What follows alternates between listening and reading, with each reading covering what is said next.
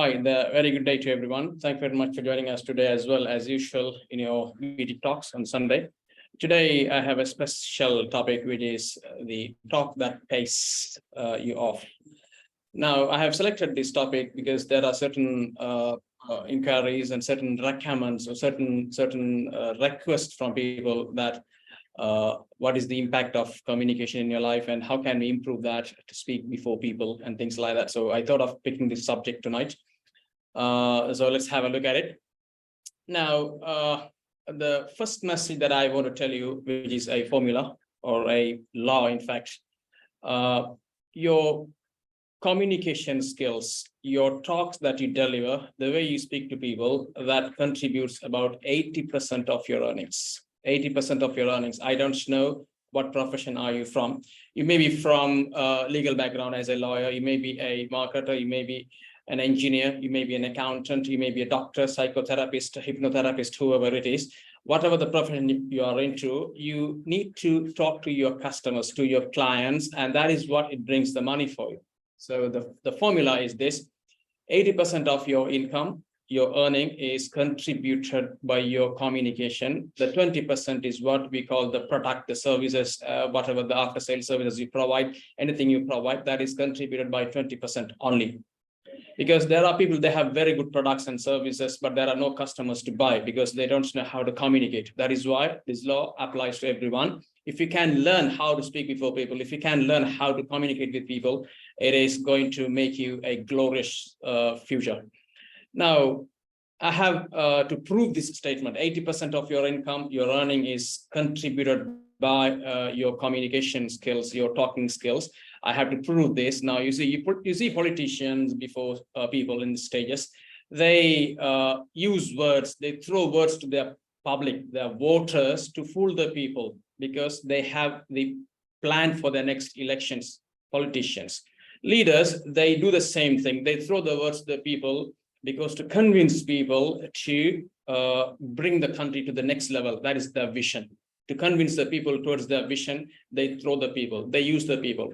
Overnight, if you can become a powerful speaker, tomorrow you can rule the country, because the country ruled by people, they can speak well before people. That's all. That's the only strategy you need to have. If you can speak, you are a politician. If you have a vision and if you can speak, you are a great leader. And if you take a lawyer, lawyer's total profession is depending on the way he speaks. If you go to the courtroom, if you want to argue a case, it's about throwing the words to convince the judge to get the judgment in your favor. And judges, when they convinced, they deliver the judgment. It is also words. So word plays key roles. Leaders, politicians, lawyers, judges, all of those guys, they use words to convince people. They use words to do their business. Now, more than that, on top of it, if you take black magic is totally done by words. Now, they may ask you to bring some ingredients, all these black magicians, they may ask you to bring some ingredients. They may ask you to bring some herbs, some dead animals' flesh, some liquids, some sand from some place, some ash from some burnt body. You know, they ask you to bring all these ingredients. They are all easy. But 80% of the impact that you have is about the way they speak. They say something and they say, shh. That is it. You die. Your business goes lost. You get divorced. You get sick. This is what happens in black magic. And they use the words to control this, to happen this. I don't know how true it is, but the message for you is black magicians you're totally using words. I don't know how they do, but that's words.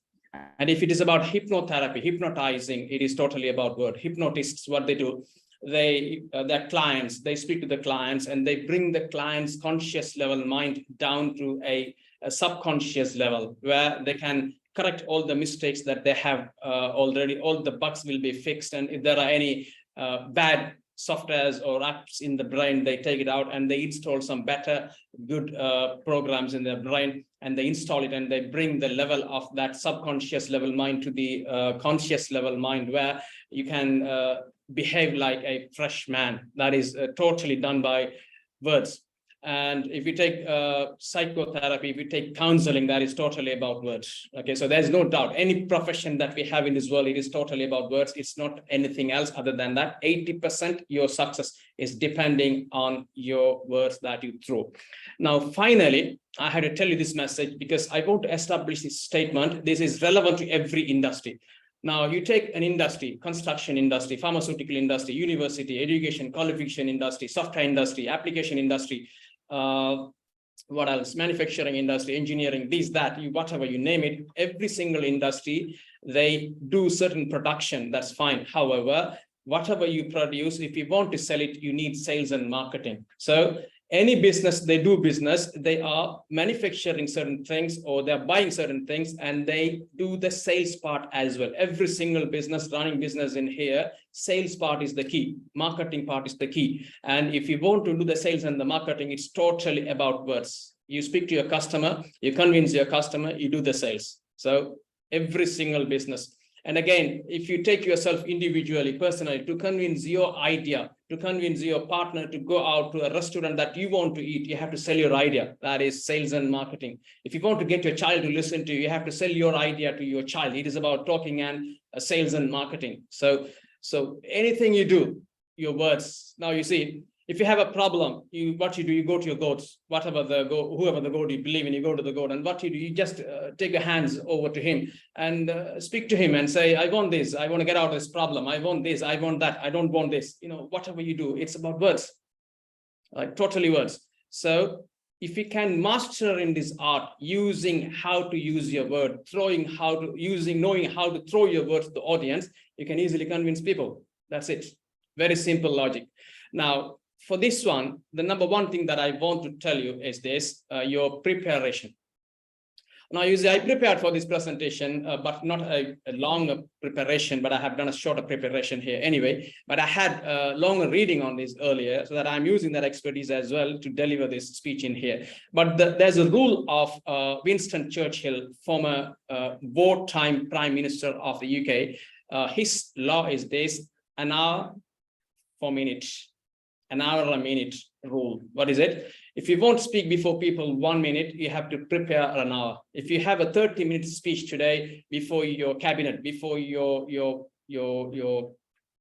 soldiers, before your public, before whoever, you have to prepare yourself for about 30 minutes, 30 hours, 30 minutes talk, 30 hours preparation. That is key. So the preparation that you do, you may read the relevant documents, you may collect information on those, you may take some notes on that, and you can put those notes in the right order. You can easily deliver the talk to the people so that you can convince people to listen to you, and you can keep the attention of the people towards you. So preparation is the key. You have to do this.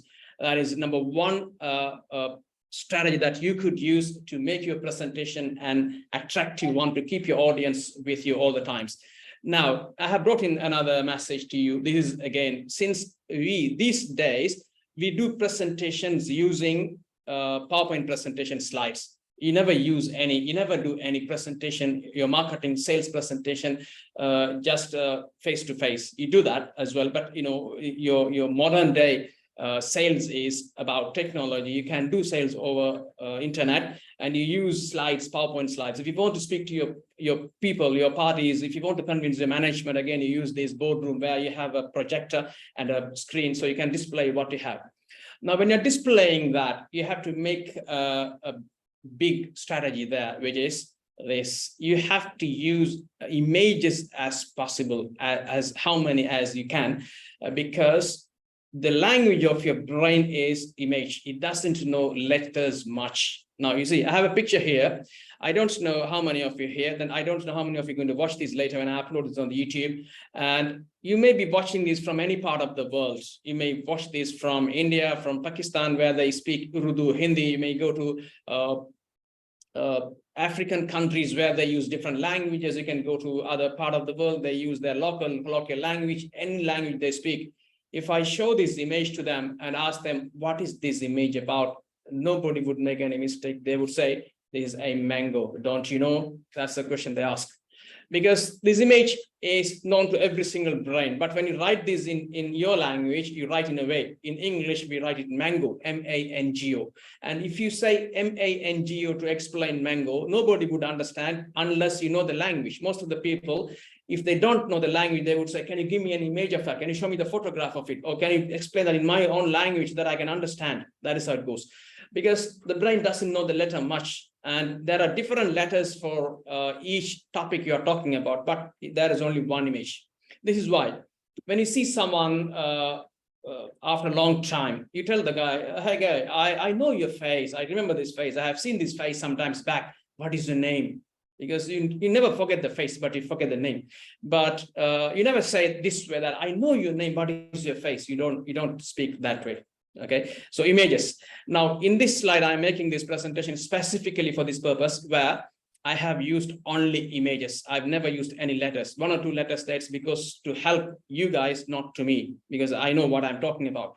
So when you make presentations, I would say 100% that you could contain with images. Anything, if you're talking about a country, you bring the country's prime minister, or you bring the country's geographical map, or you bring the country's flag, so that you know what you're talking about. Again, one more point.